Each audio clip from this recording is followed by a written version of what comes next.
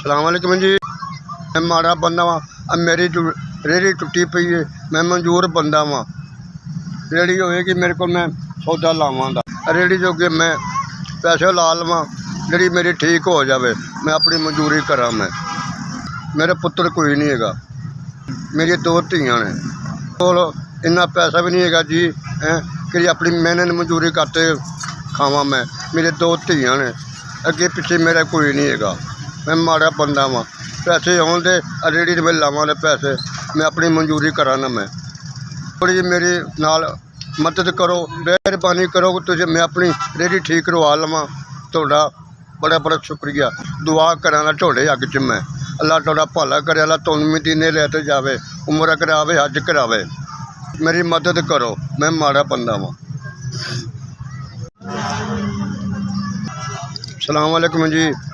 मैं जी माड़ा बंदा वा, मैं अपनी रेहड़ी में करवा लेना ठीक। अल्लाह तुहानूं बहुता बहुता दवे।